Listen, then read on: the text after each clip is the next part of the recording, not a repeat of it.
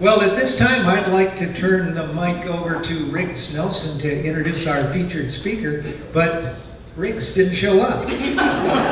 So, our featured speaker is the chairman of the Energy, Environment, and Transportation Committee, an important committee, and also a member of the Healthcare Committee. I'd like to introduce a guy we're lucky to have in this county, Senator Doug Ericksen.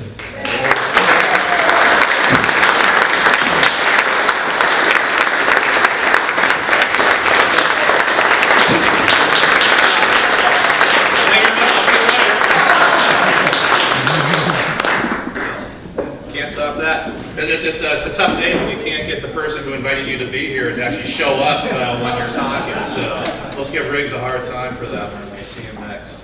Really appreciate the chance to be here today and talk to the Northwest Business Club. I'm Doug Ericksen, I'm your state senator, and I've been serving you folks in the legislature since 1999. It's been a long time now. First, I'd just like to say thank you to the Northwest Business Club for buying my lunch today. So, free lunch. But it's good to be here talking to the group about what's happening in Olympia, and it was truly a unique year this year in Olympia. What I want to do, I want to keep my comments a little bit shorter today so we get to questions about things that you folks care about. I have some specific things I want to talk about, but really it's important for me to get questions from you so we can be focused in on those things. First thing I want to talk about is really setting the stage in Olympia. You know, what is the climate down there right now politically? And here in Whatcom County, we truly are a microcosm of Washington State with regards to how our politics structure here. Washington State is not as blue, not as liberal as many people would like to have you believe.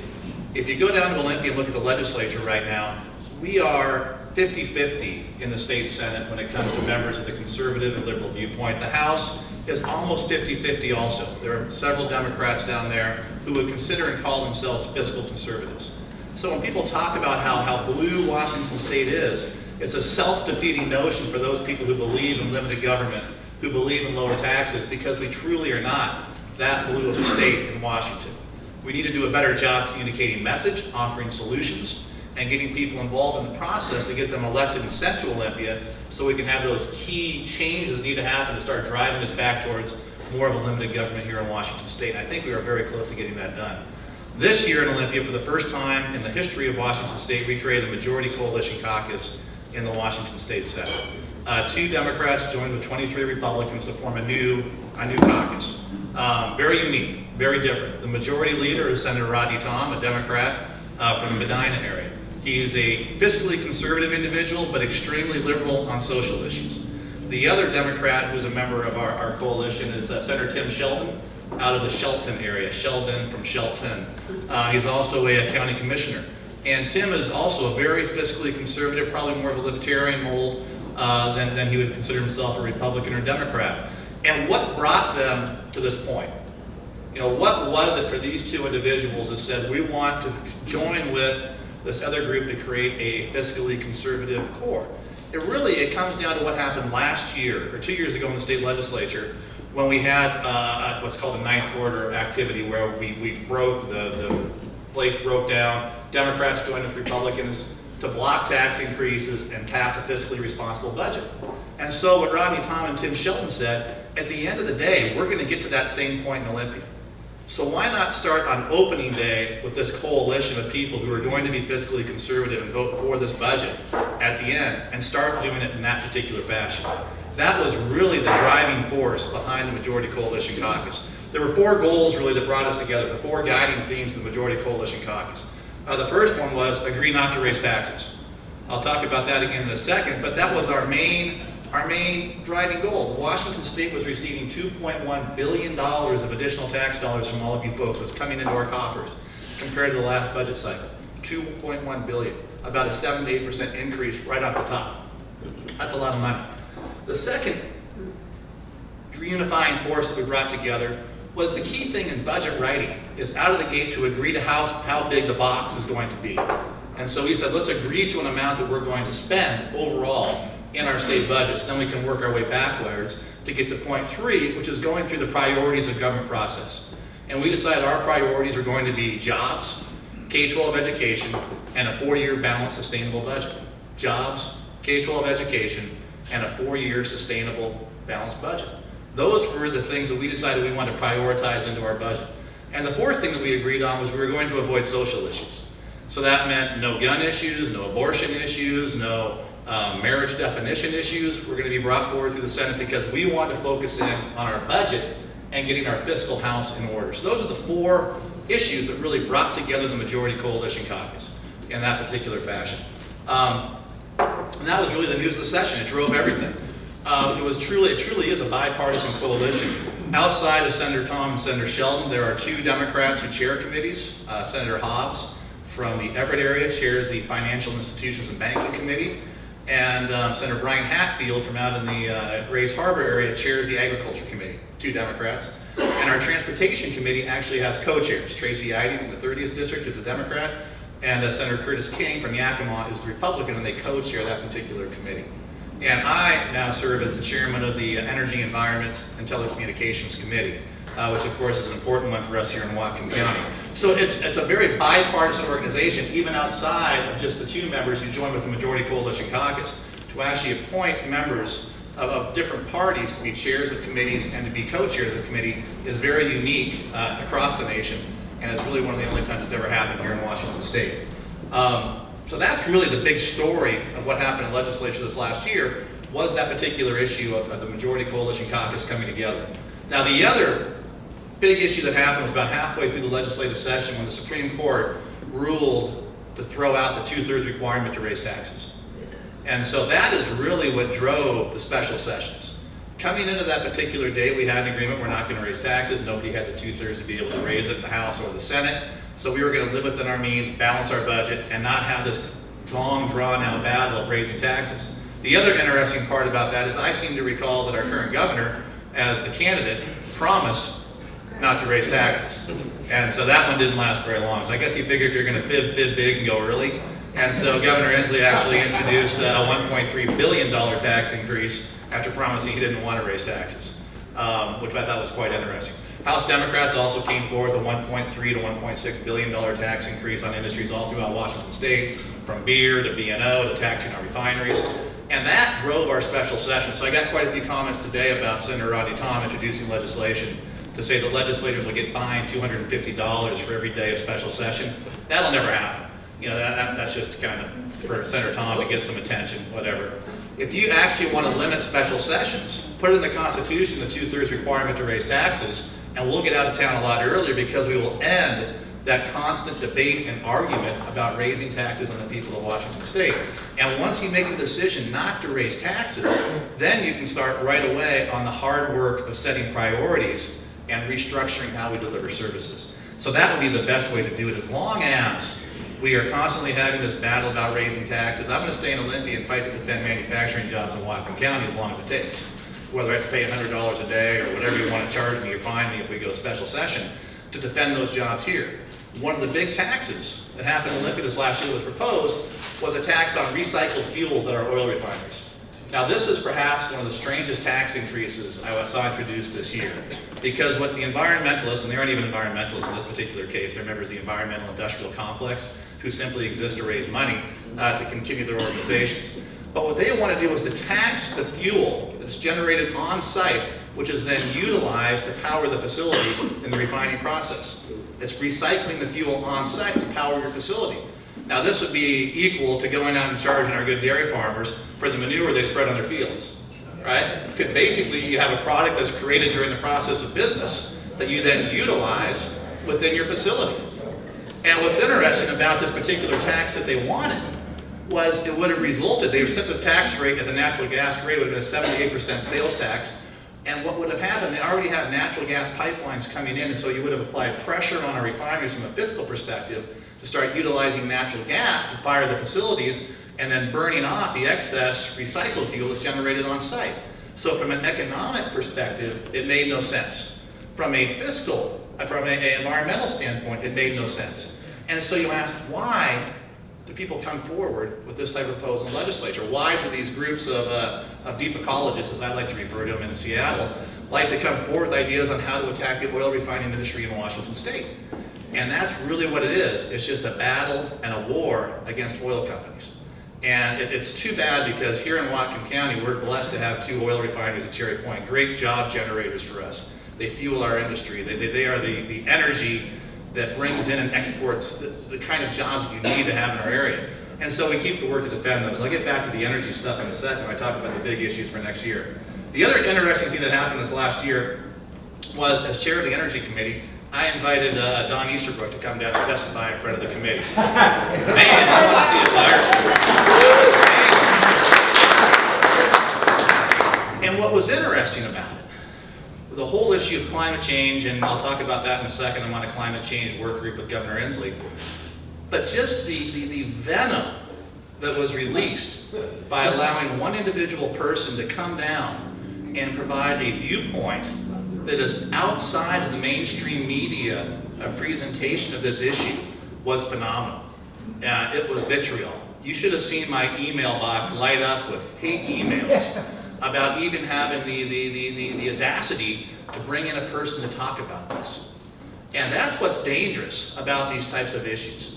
And that's why I believe this issue has almost transcended politics and environment into the world of religion when it comes to the issue of climate change in our country, in our area, and in the world, because of the outright refusal to hear a different viewpoint. I think that's very, very dangerous. And we bring in all types of people. We gave Governor Inslee an hour to come in and present his views on climate change. We've had multiple hearings from multiple groups who can come in and provide both sides of the issue that they want to talk about. So it's not like we are just hearing one side of the argument. We bring in everybody into the committee and treat them all in a respectful and professional fashion when they come in to testify. But I was amazed when Dr. Easterbrook came in, and the letter that was written by the faculty at Western, not necessarily condemning just what he had to say, but almost condemning him as a person, was absolutely amazing. And that scares me to think what would happen to a student in those classrooms who provided a different viewpoint. What type of message that sends to people around our country and to students who go up to Western, that somehow if you challenge the prevailing thought, that you will be treated in this type of fashion as they treated one of their peers in a professional, whether you agree or disagree with the science he brought forward. It was, I'm spending too much time on it, but it was amazing to see what happened. And that's why we want to treat our environment well. But if we're going to protect our environment, we need to be good fiscal stewards of our environment also, and the environmental policy that we bring forward. And I'll talk about that in a second when we get to the Climate Legislative Executive Work Group that we created this last legislative cycle. The 2 big issues for 2014 coming up are going to be energy and transportation. Without a doubt, energy and transportation are now related. Climate change in Washington State is a very, very difficult issue. And the reason why it's a difficult issue is because we have one of the lowest carbon footprints, if you care about that, of any state in the country. Extremely low because of our hydropower. Transportation now makes up a larger percentage of our emissions than other states because we don't have coal plants. The coal plant Centralia is going to shut down in 2025, eliminating those CO2 emissions. So now if you want to address this and continue to ratchet down our CO2 emissions in Washington State, you're going to have to attack the transportation infrastructure, the individual automobile, the bus, the airplane, and those types of sources of CO2. If you want to be able to ratchet down even further the amount of carbon that is produced in Washington State, and what does that do to us in terms of competitiveness, job creation in Washington State compared to not only other states, but to other countries around the world. This is going to be a very challenging issue. Really in Washington State, the carbon agenda put forward by Governor Inslee is basically taking a square peg and trying to put it into a round hole because of our low CO2 footprint already. There's low-hanging fruit. We can't pick that because we have so much hydro in Washington that we're already way down in terms of what we generate. So what's going to happen, in my fear, is this pursuit of these climate strategies are going to have a huge and negative impact on our economy because of our already low CO2 output in Washington State. And that's what we have to manage against. Now, in the Climate Legislative Executive Work Group, I helped to author that bill, and we got it out of the committee early, we got it passed by law quickly, and signed by the governor midway through the legislative session. But what we require in that bill is that we do a cost-benefit analysis of all of these proposals on how to limit carbon emissions, how to improve our environment. And then we do the things that work best. Over the past 10 years or so, about 10 years, we spent about $8.5 billion on windmills in Washington State. Now, if you want to reduce your CO2 footprint, Was that the best investment you could have made to do $8.5 billion into windmills and solar and all these other things that drive up your rates? The people of Washington State passed an initiative, and next year we have to address that to fix it, to make it work for the people of Washington State. But that cost driver is huge to us. And if we would have taken that $8.5 billion and put it into another nuclear reactor at Hanford, you would be producing baseload electricity, put it onto the grid without carbon. So we need to be looking at things like, is nuclear better than wind? Are there things that we can do to lower the cost of electricity and not simply always be increasing the cost of electricity to the people of Washington State? Lots of things that we need to do politically to get us out of this mess, because it was politics and bureaucracy that started us down this pathway into the wind energy system that we have today. And one last thing I want to say about this before I get to transportation. I am always amazed when people talk about subsidies for oil companies and oil refiners. It is mind-boggling to me that people will say it and the media will pick it up and repeat it, because the oil refining industry in Washington State is probably the heaviest taxed industry that we have. 5% of overall B&O tax in Washington State is paid by the 5 refineries in Washington State. Absolutely amazing. A refinery in Washington State pays about, I have to get my number right on this one because I'm on TV for the camera, I don't want to get it wrong, about 4 times more than a refinery in California pays in terms of total tax load. So they're hugely taxed. Net givers of tax dollars to the government coffers. Wind power, on the other hand, is a net receiver of government money. They take in more subsidies and more tax dollars than they pay back to the government in terms of the taxes that they pay. So wind is subsidized, oil is the taxpayer. And so I always get irritated when people get up and say that we have to cut the subsidies to the oil refineries here in Washington State somehow by eliminating the tax exemption for recycled fuels that will hurt our environment and drive up costs. Makes absolutely no sense. We need to continue that, but energy will be a very exciting place in the next couple of years, I think. And energy is a place where free market ideas can win the day in Olympia, and I think in our country also, because it hits people in the pocketbook. And we have to be able to communicate with them that there are ways to be environmentally responsible, like we are at Cherry Point with our refineries, produce good manufacturing jobs, and put the power out that the people need and desire, while at the same time working on new types of energy that work. You know, one of the things I joke about with my Democrat friends is I say we're all in favor of alternative energy. The difference between me and Senator Ranker is I just want alternative energy that works. He doesn't care if it works or not. You know, I sit there with Kevin some days and he's talking about wanting to do windmills on the outer continental shelf.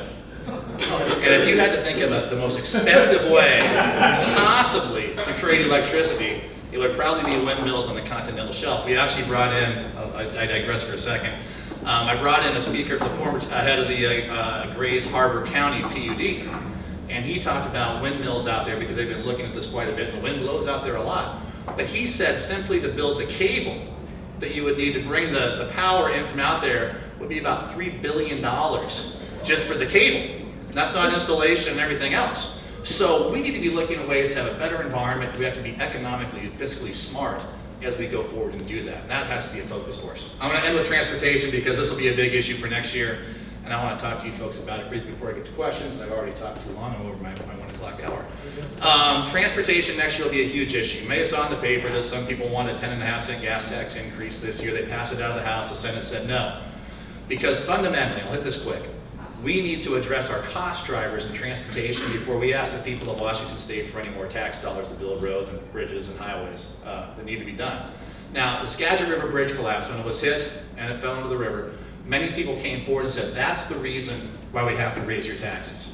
Well, I just want to highlight, and none of the tax proposals was rebuilding that bridge or any other bridge included in terms of what they're talking about with the taxes that were brought forward. But what the Skagit does show us is what can be done with expedited permitting and a commitment to get a project built. So they built it.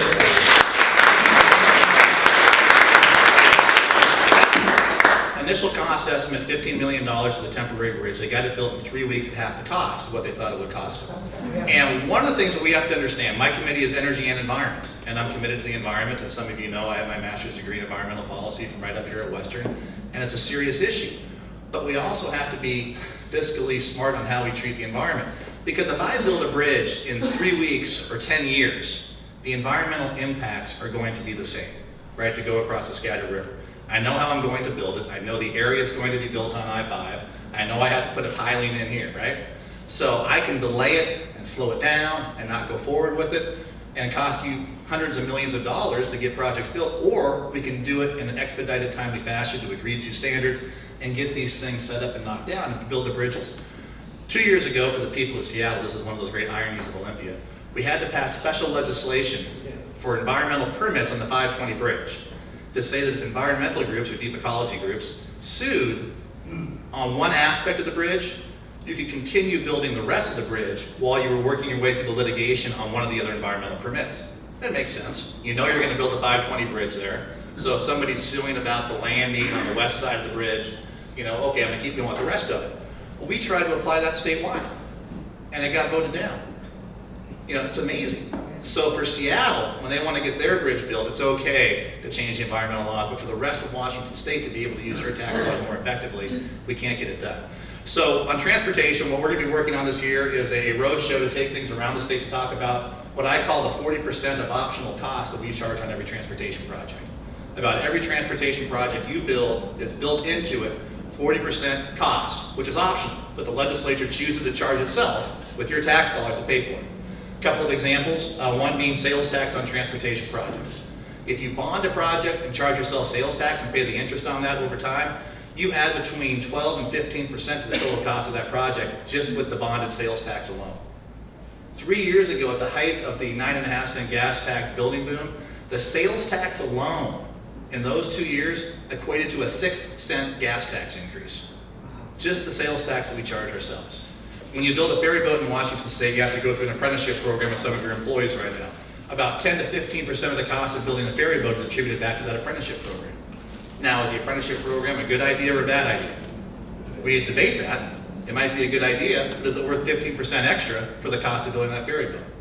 Should we require ferry boats to be built in Washington State, or should we open it up to contract bids throughout all the country? You know, that'll drive costs down. I think we should change the laws to make our shipyards more competitive and then open it up nationwide so we can bid on it. Environmental permitting, I already touched on. We need to go out and talk about environmental permitting adds 5 to 20% to the cost of a project here in Washington State. It could be delayed, it could be other aspects of it, but should we continue to charge ourselves that extra 20% if we can get the same environmental protection that we could get 10 years from today by building it next year? So these are the questions we have to go out with the public and talk to them about and educate them on and say, do we need to change these laws? The other big one, of course, is prevailing wage. And nobody in Olympia is advocating for the elimination of prevailing wage. But there is a movement afoot, I think, to make a prevailing wage more reflective of the actual wage in the area in which the project is being built. I think that's an important step forward that we should be taking. Many small cities, Eastern Washington, here in Whatcom County, can't afford to do projects because they can't afford the prevailing wage rates to repave their roads. You know, that's just a crazy downward spiral of bureaucracy and government that gets in the way. I think what the Skagit River showed us is if you put more hard hats on the job and get the bureaucrats in Olympia out of the way, you can build the projects faster and cheaper and get the job done. And one last thing I want to hit on. State employees. DOT, I'll keep my comments on DOT here for a second, has a lot of excellent engineers, talented people who can get the job done if we let them do it. When I'm talking to my friends down at the Mount Baker office, the analogy I always use is, well, let's leave your office here and drive to Bellingham, and I'll meet you there in 20 minutes. But then I tell Todd, but you can only drive 10 miles an hour. Well, I've given him a job or a task to get to Bellingham in 20 minutes, but I told him he can only drive 10 miles an hour, so he physically cannot do it. We need to empower these people to go out and work with our contractors, our private contractors that build the roads, to get the job done faster, empower them, and get the Olympia people out of the way. And you will see a lot of good things happen here in Washington State when it comes to transportation. So that road show will be happening next year, or this fall, as we get ready for next year, to get ready for that. So I went too long. I didn't get into the climate action team as much as I would have liked to give you some of the interactions with Governor Inslee, who I consider to be a very interesting individual. I like Jay on a personal level, and he has some very interesting management techniques of how he operates some of his committee hearings, and perhaps at a later date we can talk more about that individually. But very interesting guy. I don't agree with him on a lot of his politics, but on an individual basis, there are some certain areas where Jay likes to talk about big ideas and big pictures. And I think one of the things that we need to get back to in Washington State and our country is creating an environment where the private sector, working in tandem with their government and the permitting offices and those types of things, can build big things again. And that's one of the things that Jay talks about is we need to do big projects. He might want big windmills or big offshore windmills, whatever it is. Maybe that's not what we want. But if we're going to be able to build anything again, whether it's a road, whether it's rail, no matter what it is, we have to fix the system so we can get that done in Washington State again. So with that, I always love coming to the Northwest Business Club and talking with you folks about what happened in Olympia and how we need to move Washington State forward. With that, I'd be happy to take any questions about issues that you care about. I just talked about all the ones that I care about. So, Doug. About at least 2 decades ago, the state passed a hazardous material or hydrocarbon tax on materials coming into the state. The whole idea was to build up a reserve of cash so that we could deal with environmental issues. More specifically for us, it increases the cost of operation of our refineries in this county and Skagit County. But it also provides some funding for the hazardous cleanup. But I understand that a good portion of the monies that have been collected over the decades have really been going to the general fund with no attempt to ever put that money back into this hazardous cleanup fund. Now if we can get a couple of guys that are in this room now elected to the Bellingham Port of Bellingham, we'll probably need that cash. Yes. But is there some way that we can at least stop the stealing of funds in that hazardous material tax? And hopefully we could even recoup some so that when the 2 guys can finally get the Port of Bellingham off their butts and get going, we'll have enough cash to actually execute the work. Gotcha. And so this is the one, seaweeds jump into them here as we get to the policy detail of the hazardous substance tax and the Model Toxin Control Act. One of the major reform bills that came out of the Environment Committee this last year on a partisan vote, which was shocking to me, two Democrats vote with me to get out of committee, was the reform of the Model Toxin Control Act and the use of the hazardous substance tax. About $400 million will be paid by the oil refinery, just means paid by you folks at the pump. In the next 2 years for the HST, was passed by initiative by the people of Washington State back in the 80s to fund toxic site cleanups.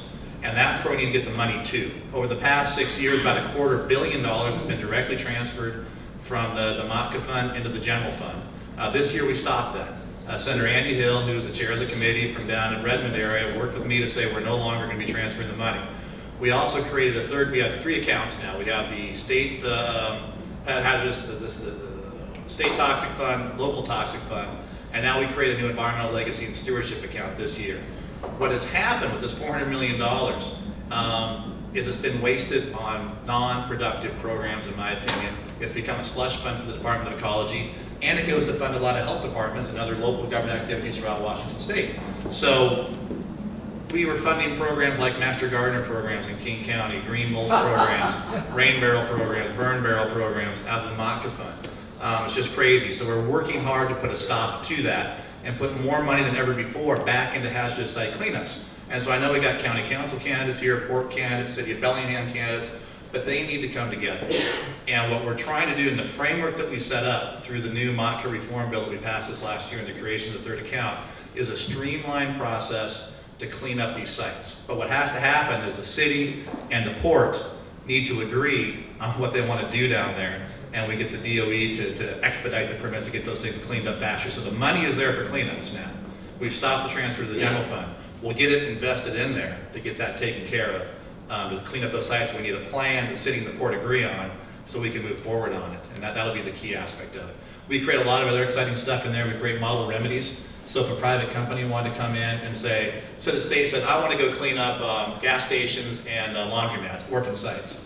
We created a process for a private company to come in with a model remedy, and they would say, here's $20 million, go clean as many as you can. And let's get things cleaned up as quickly as possible and put them back into economic development. What killed me, and this was the biggest lie in Olympia last year, a lot of lies, a lot of myths, but what really irritated me this last year was on the Montcure Reform Bill, when some environmental groups, or deep ecology groups is what they really are, were trying to claim that this legislation would line the pockets of oil companies. A bigger lie could not be told. I mean, it was amazing to try to deal with people who you will sit there for an hour who are professional lobbyists. They know what they're saying is not true, and yet they decide they want to be campaign operatives and not be lobbyists and to try to get to a solution. And you would think of all the groups in Washington State, some of these environmental groups would be the ones that would like to use this money to clean up the toxic sites.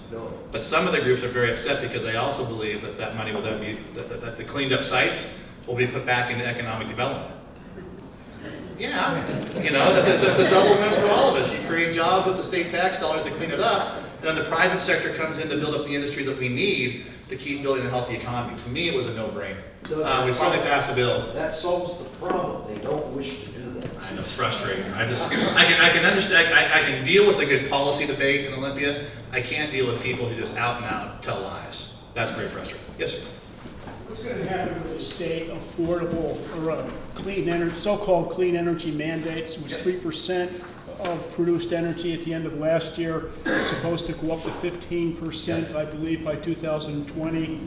Will hydropower be ever given credit to be counted towards those requirements? What's your view on it? Great question. Right now, through the climate legislative executive work group that we created this last year, I'm on the panel with 3 of the legislators and the governor chairs it, and we'll be looking at that very question about how we move forward. We had a piece of legislation this year, in legislature this year, called Buy Before Need. And it basically said that you can't force power companies to go out and buy high-cost energy before they need it to meet the mandates of Initiative 937. It doesn't make any sense. You have all these PUDs that are long on energy, they got plenty to meet demands, but now they're being forced to go out and buy high-priced solar, wind, green algae, methane, sorry dairy digester guys, you know, we're trying to buy some of yours too, but and mix it in to drive up costs of their consumers for absolutely no reason. So that was the Buy Before Need bill, which we'll bring that one up again next year to try to deal with that particular issue. But I don't want to get too much into PSE stuff here and get in trouble. But one of the complicating factors of this is some of the investor-owned utilities have gone out and made major investments into wind and solar and other types of energy sources, right, based upon 937 in order to meet those demands. So they have sunk costs. And so now if we go back and reform the system, right, they're end up on the hook for those investments that they made in wind. So if I came in and said all of a sudden, well, you know, hydropower, that doesn't create carbon, that's green, how do you get any more green than hydropower? If I say hydropower is considered green under the initiative, all this other stuff goes away because you get to the point where 90% of our electricity comes from non-carbon producing sources, right? Blows it out of the water right there. So by definition, if you include hydro as green, all this other stuff goes away. That's the dilemma that we face now because of the investments that some companies have made. And as you know, the way we're regulated as a utility, it's not the company that will be on the hook at the end of the day for it. They'll have to eat some of it. But most of those costs will be passed on to the consumers. And PSE is one of the ones that's made a lot of investments in wind in southeast Washington and other places also. So that's one of the dilemmas that we face right now as we unravel this mess that was really created by an initiative. And who were the big supporters of the initiative? No, follow the money, all politics is about money. The wind companies were the big supporters of the initiative when it actually passed. And so some people called it the Energy Independence Act. It was actually the Wind Power Act, supported by wind companies that put them into where they are today in Washington State. So wind is not bad, right? But wind is not a firm source of energy. And so when you have windmills, you have to back it up with gas or coal or other types of baseload energy or nuclear. That's the dilemma when it comes to wind power. And they're making some advances in technology there, but again, you get to, can you find, one of the ones we're looking at now is using wind power, driving compressed air into basalt caves in eastern Washington, and then when you need the power, you release the air back up to drive the turbines, or you build gigantic batteries. Now, is this going to work? I don't know if it'll work or not. We're having committee hearings on it to say does it work, but just for me as a consumer, again, I get to, if I had to find a more expensive way to create electricity than using windmills to charge gigantic batteries, you know, I don't know if I could figure out what a more expensive way of producing electricity would be except for continental shelf windmills. Anyway. Any other? Next person. Will the state legislature have any recourse or influence on the NWBC that's coming down in December 31st of 2016? The what, where? National Pollutant Discharge Elimination Systems requirement by the Department of Ecology?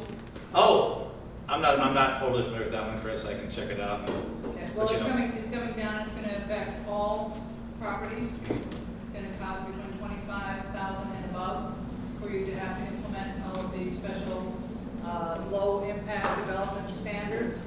A lot of open ditches. And We're talking stormwater. We're talking stormwater. Oh, okay, national pollution. Oh, yeah. Well, man, that is such a long question on the stormwater battles that we had last year. And it's interesting, stormwater is going to bankrupt cities and counties throughout Washington State. And this is the dilemma that we face again when we talk about good fiscal management of our environment and how we get there. There is not physically enough money to do what they say needs to be done in the stormwater world. I mean, it's just not possible. We have to bring, and what I'm going to be doing this summer, I will be bringing together interest groups to look at solutions on that. I've been contacted by some business folks, large property owners, and government entities who are more interested in making things work, and we'll be working on a solution, hopefully we'll be back to Olympia next year. But the problem is, Washington State has gotten so far out in front on stormwater rules and regulations. They have the federal law level, it's called a clawback. You can't go backwards once you adopt it going forward.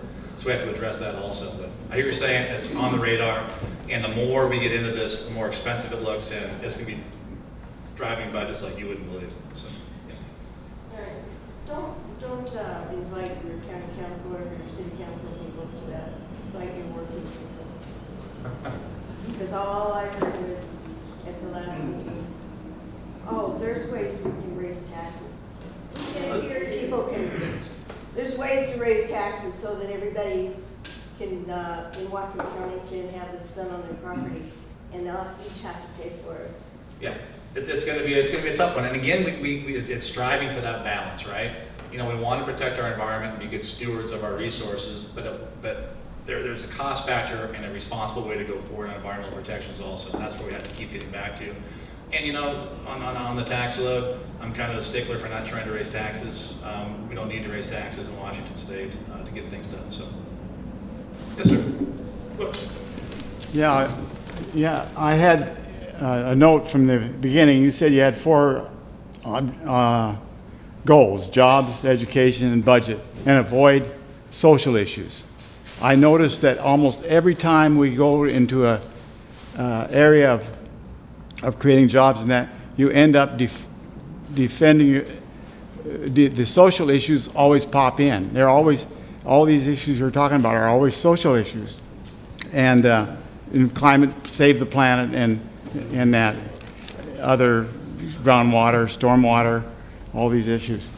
One of the things that I read in the Puget Sound Business Journal last week was on the front cover, it had an article saying that Washington State will continue to lose jobs to the southeast through Boeing, and that's a problem. Right to work areas and the cost of living, houses, and that. What are we going to do to save our Boeing, or are we going to lose it? My main question. Yeah, what about the Boeing company? What are they going to do? They're going to keep moving jobs to the Carolinas. I mean, you know, that's legislature. This last year, the Boeing company came in with 2 major issues they wanted to see addressed. One was workers' compensation issues, which they were saying need to be reformed in Washington State. The other one is more complicated. Well, not more complicated. It's less clear. It's this study we're doing on fish consumption. Has anybody heard about the fish consumption study? So on fish consumption, basically, they want to do a study that says if you eat a lot of fish, and it's basically geared around tribal folks throughout Washington State who tend to have more fish in their diet than other folks, you need to go out and gauge how much fish is being consumed by individuals, and then gauge the amount of pollutants that can be released into the atmosphere, whatever, you know, streams, based upon that fish consumption level. You know, on the surface, that makes sense, right? I mean, we don't want to have polluted fish that people are eating, so we want to address that. But when you get down to how you measure and how much fish people are eating, what we were asking for this last year, what the Boeing company wanted was we need to do a better study before we do the rule. right? We need to actually understand what we're doing before we go out and create this new rule on fish consumption.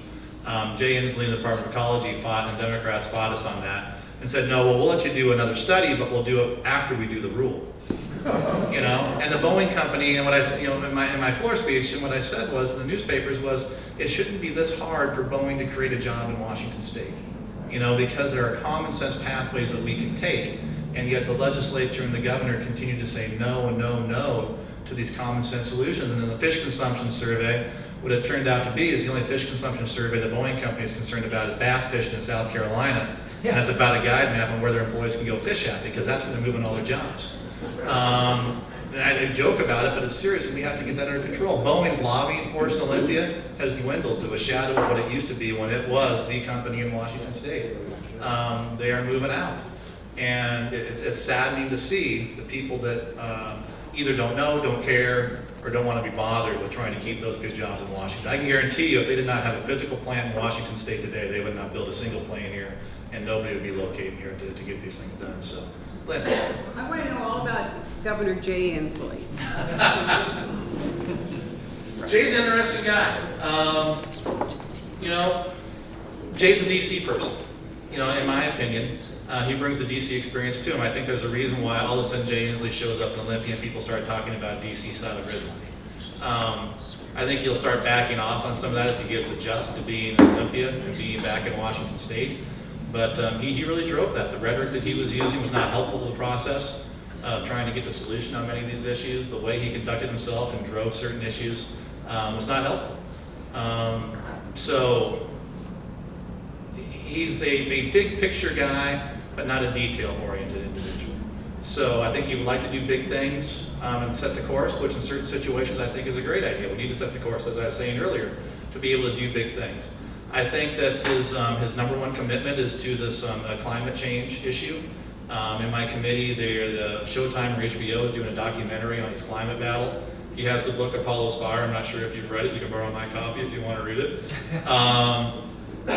But that's where his focus is. Jay is an extremely liberal individual on pretty much all issues, up and down from social issues to fiscal issues.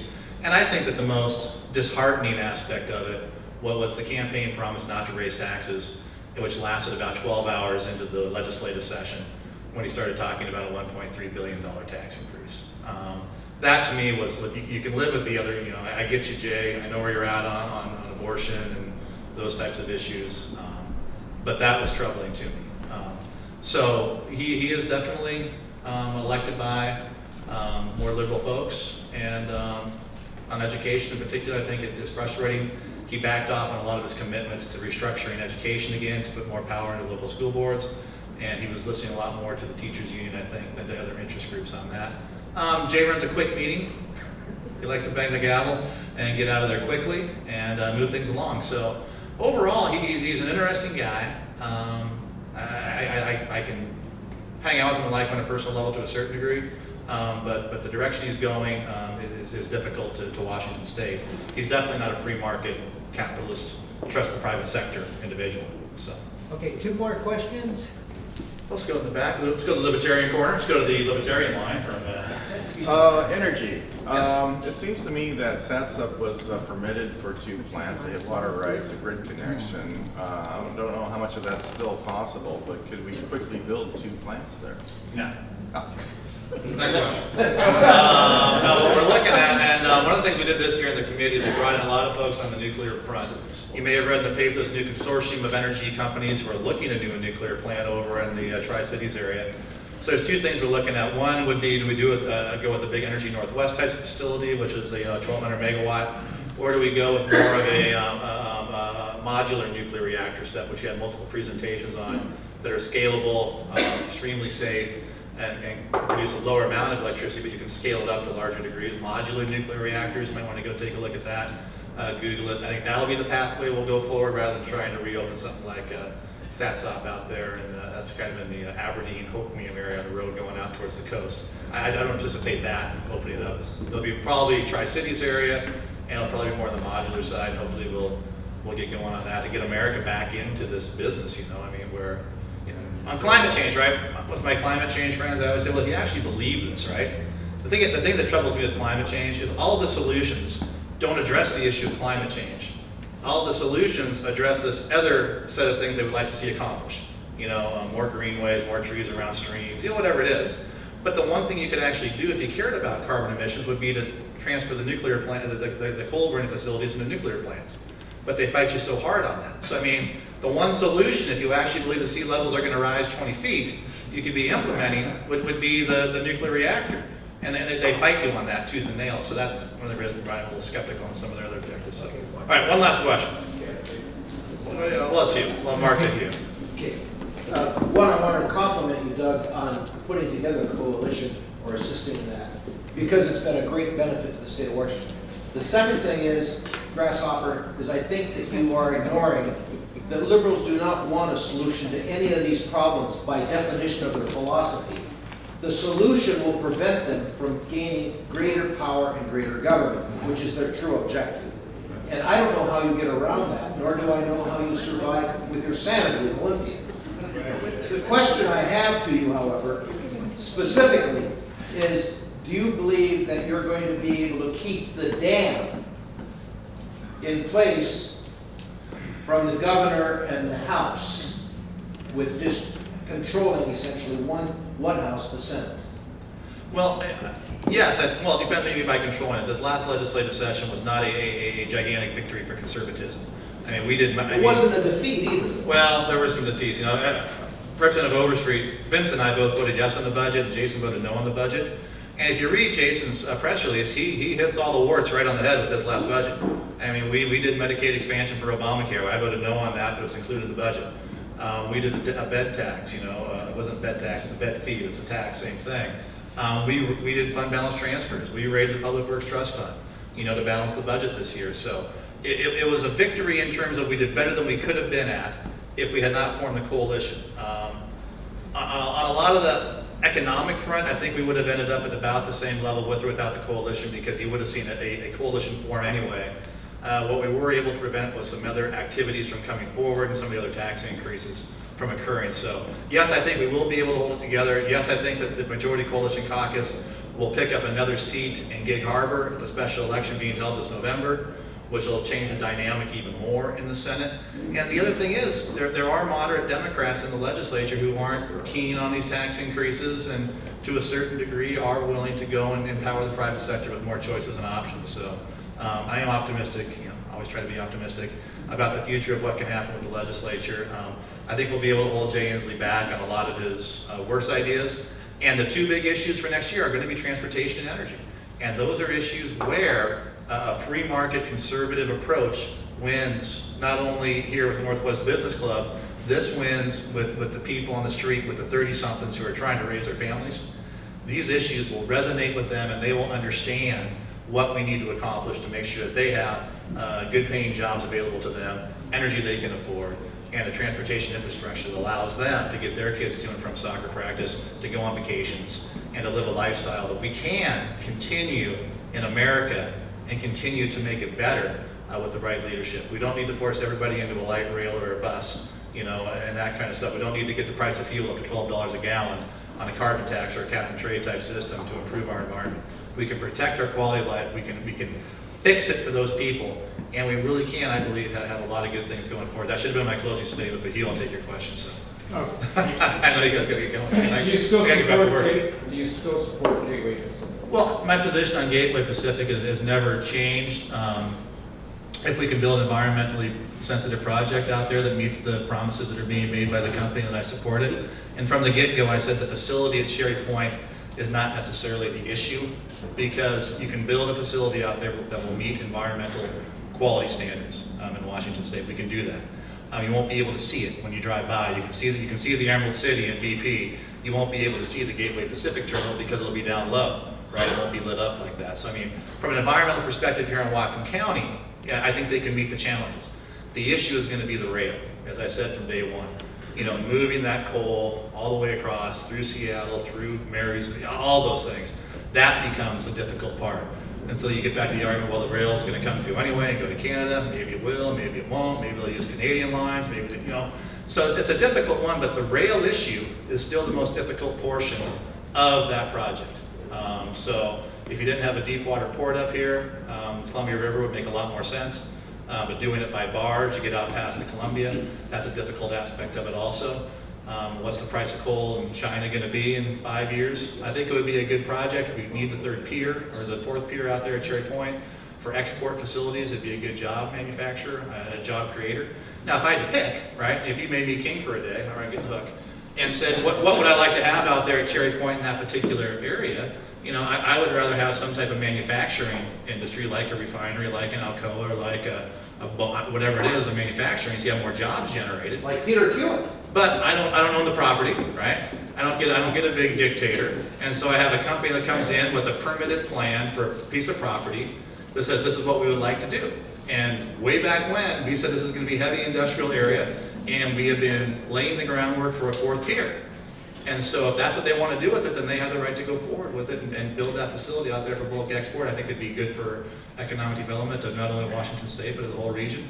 And again, it's how you get the materials there to export that is the trick, not the building of the facility physically at Cherry Point. With that, thank you for letting me go so long and keeping you guys here. I appreciate it.